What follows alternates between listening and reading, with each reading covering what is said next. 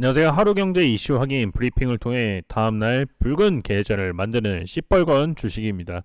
관심 종목과 이슈 확인 체크만 하고 있기 때문에 모의 투자로 진행해 드리는 점 양해 부탁드리겠습니다. 자, 그러면 오늘도 첫 번째 이슈부터 보도록 하겠습니다. 자, 코스닥 20년 7개월 만에 1000스닥. 지금 코스닥이 1000포인트를 넘어섰죠.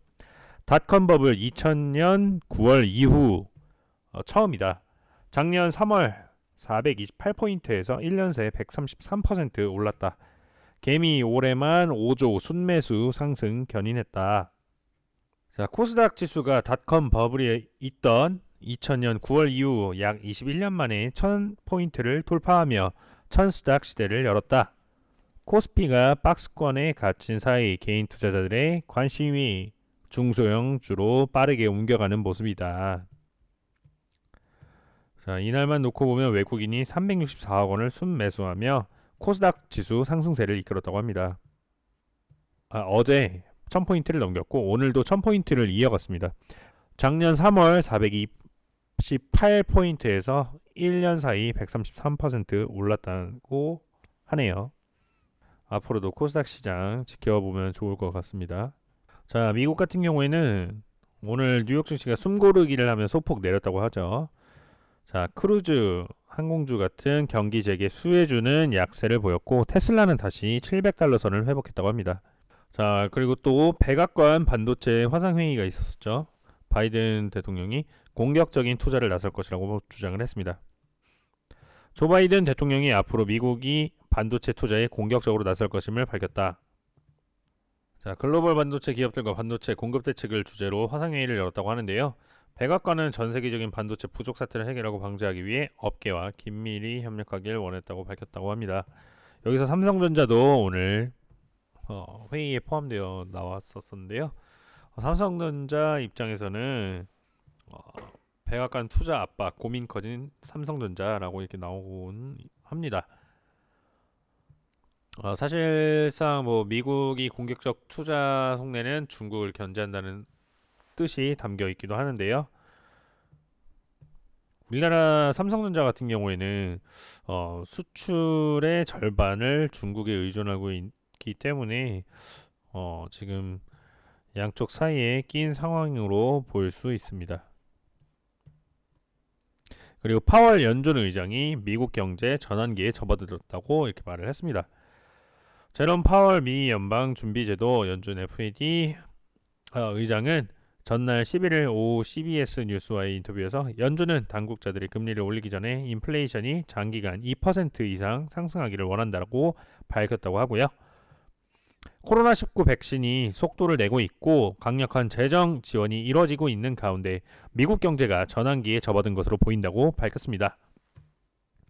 자, 정리를 하자면 백악관 반도체 화상회의 공격적 투자 나설 것이라고 말했고 바이든 대통령의 발언 미국은 공격적으로 반도체를 투자하겠다. 전 세계적인 반도체 부족 사태를 해결하고 방지하기 위해 긴밀히 기업들과 협력하길 원한다고 하고요. 삼성전자 반도체 수출 절반을 중국에 의존하고 있어 곤란한 입장이고 미국이 다시 세계의 반도체 공장이 되고 1위로 도약하겠다는 의미로 평가가 되고 있습니다. 파월 연준 의장이 미국 경제 전환기에 접어들었다고 밝혔고 코로나19 백신 접종이 속도를 내고 있고 강력한 재정 지원이 이루어지고 있어 경제가 전환기에 접어들었다는 말을 꺼냈습니다. 자, 또 다른 이슈로는 오늘 결정이 결국 났습니다. 일본 정부 후쿠시마 원전 오염수 해양 방류로 결정했다고 하는데요. 자, 정말 안타까운 소식이지 않을까 싶습니다. 기준치 40분의 1 미만으로 희석, 125만 톤 보관 중 2년 후 배출, 수산물 관광산업 타격 고려해 도쿄전력이 배상 병행. 어민이 반발하고 있고요. 한국, 중국 각국 NGO 안전성 등 우려감을 표출하고 있습니다. 자, 일본 정부는 후쿠시마 제1원전 사고로 발생한 다량의 방사성 물질 오염수를 바다에 배출하기로 했다고 합니다. 이 125만 톤이 넘는 막대한 양이 바다에 버리는 구상은 많은 논란과 우려를 낳고 있다고 합니다. 이미 뭐 13일 관례 각녀 회의에서 결정했다고 일본 언론들이 보도를 했고요. 자, 일본 원자력 규제 위원회의 심사 승인이 필요하므로 실제 방출까지는 2년 정도가 걸릴 전망입니다. 자, 일본 후쿠시마 원전수 방류 결정, 실제 방출까지 2년 정도 걸릴 예정이고, 자, 관련주들 제가 저번에 말씀을 드렸었는데, 자, 일본에서 원전 오염수를 방류 결정을 했죠. 지금 방류를 하게 되면은 수입 물량이 줄어들기 시작하고 국내에서 이제 어업을 하는 수산 쪽 이제 주가가 많이 오르기 시작합니다.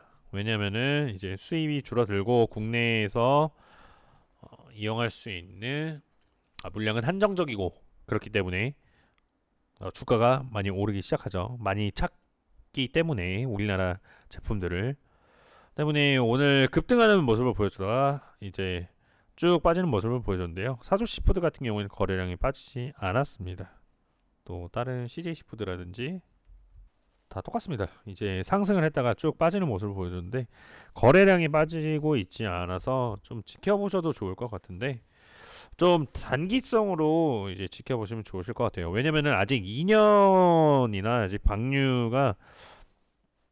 방류는 결정이 됐는데 그때까지 확실히 오염수를 방류하는 날은 2년 정도 걸린다고 하니 사실상 저번에 방류를 하겠다 결정한다고 했을 때도 10월쯤인가 그랬어요. 그때 당시에도 결정한다 했다가 미뤄졌거든요. 이런 식으로. 그래서 미뤄졌다가 지금 이번에 결정이 돼서 좀 쭉 올라갔던 모습인데 또 이제 말이 바뀔 수 있기 때문에 좀 한번 또 테마성으로 한번 지켜보시면 좋으실 것 같습니다. 자, 그 다음 저희가 이제 또 한번 지켜보셔야 될 게 14일이죠. 14일 날은 비트코인 코인베이스 미국에서 이제 상장 앞두고 랠리가 보인다고 합니다. 대표적인 암호화폐 비트코인이 미국 최대 암호화폐 거래소인 코인베이스 나스닥 상장을 앞두고 사상 최고치에 금접을 했다고 합니다. 지금 우리나라 업비트 상황을 보면은 비트코인이 지금 8천만 원까지 올라간 상황이었고요. 암호화폐 시황을 중개하는 미국의 코인 마켓캡에서 24시간 전보다 0.42% 상승한 6만 104달러를 기록하고 있다고 합니다. 코인베이스 상장은 역사적 승리. 코인베이스의 나스닥 상장은 암호화폐가 주류 시장에 편입되는 기념비적인 사건이며 암호화폐의 지지자들이 역사적 승리라고 전문가들은 입을 모으고 있다고 합니다. 또 다른 기사인데요. 코인베이스 나스닥 상장 가상화폐 투자 폭증할 것. 자, 상장 지수펀드 ETF 투자자들이 코인베이스의 나스닥 상장이 가상화폐 투자의 폭발적인 증가로 이어질 것이라고 전망했다라고 말하고 합니다. 지금 보시면 14일 코인베이스 나스닥 상장 이게 우리 쪽에도 어떤 부분이 중요하냐면 비트코인 8천만 원 돌파했고 코인베이스 상장 앞두고 신고가를 달성했죠. 자, 우리가 주목해야 할 점은 두나무 관련주들이 이제 또 내일 변곡점이 될 수 있습니다. 코인베이스 상장 후 코인베이스 이제 주가 변화가 관련주들 혹은이 아니라 이제 관련주들과 이제 비트코인의 가격으로 이제 나타날 것으로 보이는데요. 오늘은 가격이 좀 빠지는 모습을 보였지만 거래량이 빠지지 않았습니다. 한번 보시면은